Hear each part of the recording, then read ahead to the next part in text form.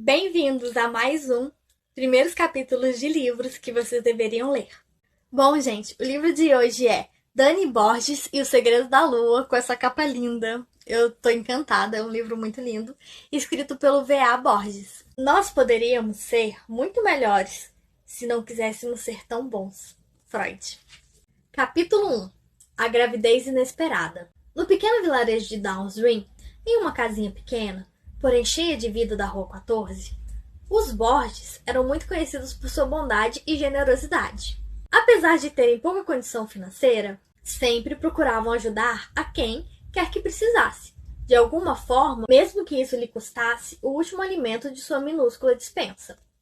O Sr. Heitor Borges, Sr. Borges, ou simplesmente Heitor, para os íntimos, era um homem alto, pardo, magro, de pouca barba e de um temperamento um tanto forte. Temperamento esse que era domado facilmente pela belíssima senhora Borges. Heitor, como poucos o chamavam, era pescador, mas quando a pesca dava pouco resultado, ele trabalhava na roça. A senhora Borges, como todos a chamavam, já que os homens não se atreviam a chamá-la pelo primeiro nome, e a maioria das mulheres do vilarejo a odiava. O acompanhava às vezes, mas nos últimos dias ela preferia ficar em casa, pois vinha se sentindo mal há algumas semanas.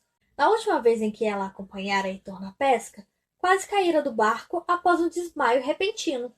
A senhora Borges era linda, tinha grandes olhos azuis claros, longos cabelos loiros e era magra, tão magra que as fofoqueiras do lugar diziam que ela era assim porque não tinha o que comer em casa. Mas isso não era verdade. Sua beleza só se comparava com sua bondade. E embora vivesse uma vida realmente muito simples, estava sempre sorrindo, o que causava inveja de boa parte da vizinhança, principalmente nas mulheres. Em Downsgreen, de tempos em tempo, ouviam-se relatos de coisas estranhas acontecendo pela região, mas nunca fora provado nada, exceto, é claro, que quase diariamente, depois de se embriagarem, algumas pessoas saíam dos bares e andavam peladas pela floresta. Apesar dos comentários na vila, poucos acreditavam em magia ou em qualquer coisa relacionada a isso. Na verdade, a maior parte das pessoas não acreditava em nada, exceto naquilo que viam com os próprios olhos. Apenas os mais velhos acreditavam que existia algo além daquilo, que havia magia naquela floresta. Todos os dias eles se sentavam em frente ao Julius Bar, um bar frequentado, na maioria das vezes, apenas pelos mais velhos da vila, e que ganhara esse nome por causa do seu dono, o Sr. Julius Ramon, que era um senhor bem moreno, baixinho, corpulento e careca. Tinha os olhos negros e miúdos. O Sr. Julius não tinha filhos nem mulher, mas estava sempre sorrindo e ficava ainda mais feliz quando chegava o fim do dia, que era quando todos se reuniam em frente ao seu bar para as histórias. Na verdade, o lugar nem parecia um bar. Era apenas uma casa de madeira, de 2 cômodos, com um terreiro amplo na frente, e que, se não fosse por um letreiro grande de madeira com o nome do bar, passaria despercebido aos olhos de um turista. Apesar de que, na verdade, quase não houvesse muitas pessoas interessadas em visitar Downsgreen. Apenas uma ou outra por causa dos boatos que circulavam e chegavam em outros vilarejos, e algumas vezes até cidades distantes, sobre a floresta. Vez por outra, as crianças da vila iam até o Julius Bar para ouvir as histórias contadas pelos anciões. Todas começavam da mesma forma. Quando criança, eu ouvi histórias sobre aquele lugar. Alguns até afirmavam terem visto criaturas estranhas andando pela floresta, mas isso também nunca foi provado. Era exatamente em uma casinha simples e próxima à floresta que os Borges moravam. O Sr. Borges, assim como a maioria das pessoas da vila, não acreditava nas histórias que eram contadas. Nunca, nem mesmo de relance, Heitor vira ou ouvira algo. Qualquer coisa que indicasse a presença de algo sobrenatural na floresta ou próximo a ela. Isso o deixava ainda mais descrente sobre as histórias contadas pelos velhos da vila. A senhora Borges, por outro lado, era muito, mas muito o oposto disso. Ela tinha uma opinião diferente sobre esse assunto. Ela acreditava em magia, fadas e duendes. Talvez pela pureza que trazia em seu coração. Acreditava em criaturas mágicas vivendo naquela floresta. Certa vez, Pouco antes do amanhecer de um dia, que prometia ser muito chuvoso, ela teve a sensação de ter visto alguns vultos, seguidos de alguns lampejos de luz bem intensos, vindos de dentro da floresta. Os dois tinham apenas uma filha, Lurdinha, de 10 anos. Esta puxara a mãe, não só pela aparência, mas em todo o resto. Na noite do terceiro dia do mês de outubro daquele ano, estranhamente chuvoso, 8 semanas após o seu primeiro mal-estar, a senhora Borges cozinhava à luz de velas, pois, diferente da maioria dos vizinhos, eles não tinham gerador de energia. Ela aguardava ansiosa a volta de Heitor, que tinha ido pescar, mas a chuva que caía com mais frequência naquele ano atrapalhava a pesca, fazendo com que desse pouco resultado e também com que os pescadores demorassem mais a voltar para casa. Senhora Borges sabia disso. Ainda assim cozinhava, cantarolando alegremente, sem imaginar os acontecimentos bizarros que não tardariam a acontecer. Enquanto Lia cozinhava, Lurdinha a observava com quem observa um grande ídolo. Ela a admirava, apesar de tudo. Lia sempre sorria e se mostrava sempre tão otimista quanto a tudo. A pedido da mãe, Lurdinha fora buscar alguns ingredientes que ficavam dentro de um armário velho de 3 pernas, encostados na parede na parte de fora da casa. Dinha, pega pra mãe, era a frase que Lurdinha mais gostava de ouvir. Adorava ajudar a mãe. Ficava ansiosa para ajudar no que precisasse. Enquanto procurava tudo o que a mãe pedia, por um breve momento, a garota fora surpreendida por um silêncio angustiante, tanto que dava para ouvir o canto dos grilos ao redor da casa. Um barulho muito alto veio da cozinha. O barulho era alto, como o de algo grande que acabara de ir ao chão. Assustada, a garota voltou correndo em direção à cozinha, desejando mais que tudo que o barulho não fosse o que a menina estava imaginando, torcendo que sua mãe tivesse deixado cair algo. Ao entrar na cozinha, Lurdinha encontrou a mãe caída no chão, gemendo com dores fortes na barriga. A julgar, pela posição das mãos, se contorcendo de dor. Ela pôs os braços embaixo do pescoço e do braço da mãe e fez força. Mas estava sozinha, era pequena e fraca demais para levantar a mãe. Seu desespero aumentou ainda mais quando Lia começou a sangrar, fazendo o chão irregular da cozinha ganhar um tom escuro sob a luz da única vela acesa. Mãe! Mamãe, levanta! Soluçava, enquanto quase que ao mesmo tempo gritava por socorro. Apesar de Lia, sem motivos, não ser muito querida na vizinhança, 2 dos vizinhos mais próximos que ouviam os gritos angustiados da menina e também os altos gemidos da senhora Borges vieram ajudar. Um deles era o Sr. Erwer, um militar aposentado. Um homem muito grande, pardo, de cabelos longos e grisalhos, também muito gentil, e que, diferente da mulher, não tinha nada contra os Borges. Erwer tinha na perna uma cicatriz muito grande e profunda. Andava com dificuldade e sempre se orgulhava de dizer a quem quer que perguntasse, e algumas vezes até quem não perguntasse, que aquele ferimento mostrava o tamanho da sua bravura, pois o ganhou quando enfrentou um urso de 200 quilos com as mãos nuas e o botou para correr.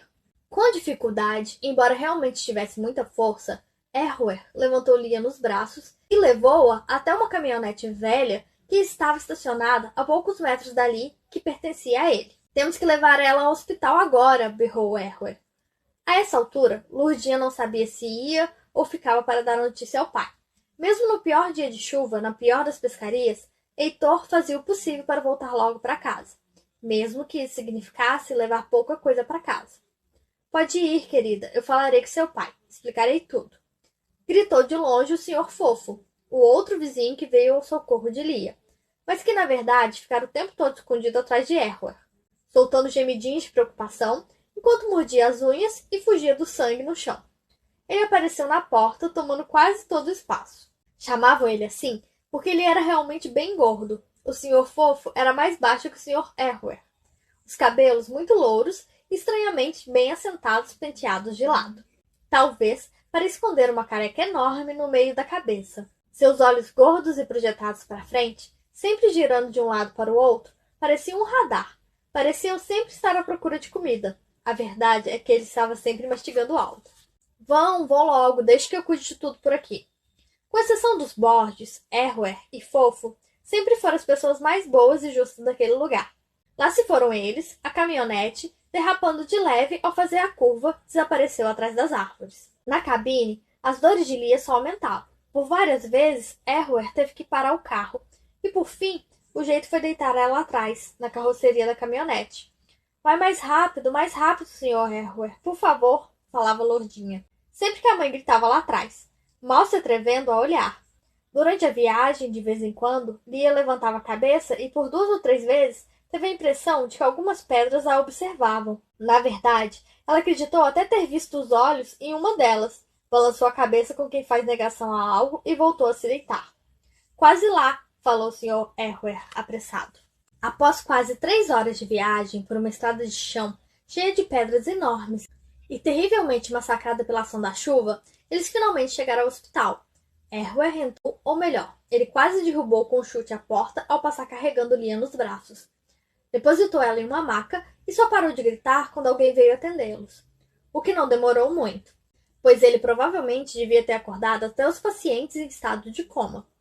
Após ser atendida, examinada pelo médico e aguardar os resultados por mais 2 horas, uma enfermeira finalmente apareceu. Sorridente, trazia com ela alguns papéis. Era o resultado dos exames e surpreendeu a todos. Senhora Lia Borges? Sim, respondeu ela prontamente. Meus parabéns. A senhora está grávida, disse ela com um tom educado e muito animada. Certo, bem, eu preciso ir agora. Mais uma vez, meus parabéns. Disse dessa vez em um tom mais sério, ao perceber que Lia parecia tão chocada quanto Erroer e Lourdinha. Saiu andando. Por alguns segundos ficaram ali, os três, olhando um para a cara do outro, até que Erroer tomou a iniciativa. Bem, então é isso. A senhora está esperando o bebê. Por isso passou mal. Só não entendo porque a senhora sentia tantas dores ou o motivo do sangue. Será que a senhora perdeu o bebê? Não. A enfermeira disse que eu estou e ainda me deu os parabéns. Disse em tom distraído. Erroer particularmente considerava uma criança uma bênção. Não entendia por que Lia não estava soltando fogos. Ele mesmo tinha um filho e 2 netos. Mal via a hora de chegar às férias deles de fim de ano para poder revê-los. Em todo caso, preferiu não comentar. Conhecia os Borges e sabia que se não estavam comemorando, tinham um bom motivo. Com isso, os 3 voltaram para a caminhonete, sem falar mais nada.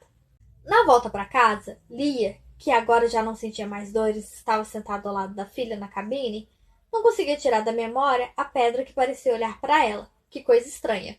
Talvez tivesse sido a notícia da gravidez ou outra coisa, mas na volta, Erroer dirigiu bem mais devagar, desviando de cada buraco na estrada, o que fez a viagem de volta durar bem mais tempo. Já era de manhã quando eles chegaram de volta à vila. O céu escuro agora havia ganhado um tom azul claro com um dourado que banhava as nuvens. Ao se aproximarem de casa, logo avistaram Heitor, que tinha chegado minutos depois que eles partiram. Ele as esperava na porta de casa com uma expressão preocupada no rosto. Receberam o recado dado por Fofo, que, pelo visto, tinha matado Lia. Grávida! Cuspiu de uma vez a voz trêmula. Seu corpo fraco e exausto do trabalho não aguentou a notícia, e ele desabou no chão. Lourdinha, que ouvia a conversa, ficou meio sem entender. Isso é ruim, papai? Não, filha. Isso é bom, respondeu Heitor, com a voz ainda trêmula e fazendo força para ficar de pé. A verdade era que, tanto ele quanto Lia queriam aquele filho, mas sabiam que não era o melhor momento de trazer uma criança ao mundo. A pesca não estava dando bons resultados, e a grande quantidade de chuva que caía estava destruindo a plantação.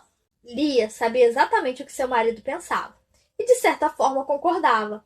Ainda atordoados pela notícia e sem jantar, foram todos dormir. Após o generoso café da manhã, que incluía 2 fatias de torrada, um pão, café com algo que parecia ser leite e muita abóbora cozida com casca, o senhor e a senhora Borges tiveram uma demorada conversa. Como resultado, veio a decisão de terem o bebê. Os meses foram se passando e, junto com eles, foi-se também o longo e estranho período chuvoso. Nunca tinha visto uma coisa dessa, que tempo mais louco, falou o Sr. Július uma manhã, enquanto se sentava para bater um papo com o cliente, tomando um delicioso café preto. O calendário azul berrante do gás do Joca, o melhor gás da cidade, pendurado na parede do Borges, mostrava que era o dia 1º de março, com o ano 1982 escrito com números exageradamente grandes e muito coloridos na parte de cima do calendário. Lia agora estava à véspera de completar 9 meses de gravidez, e sua barriga, que agora tinha um estranho formato de meia-lua, dava a ela muitas limitações. Isso fazia com que Lourdinha tivesse que assumir muitas tarefas, algumas pesadas demais para a idade dela. O fato de sua filha ter que fazer a maior parte dos trabalhos da casa não agradava em nada Lia. Ela estava acostumada a fazer tudo e também achava que sua filhinha ainda não tinha idade suficiente para isso. Eu já gostei. E aí, gente, vamos continuar essa história? Um beijo e até a próxima!